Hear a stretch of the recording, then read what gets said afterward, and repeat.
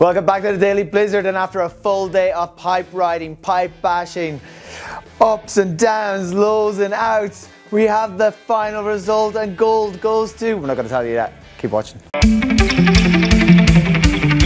The first ever gold medal in Olympic history in halfpipe went to Switzerland, and today it's going right back there again with the gold medalist Iouri Podladtchikov.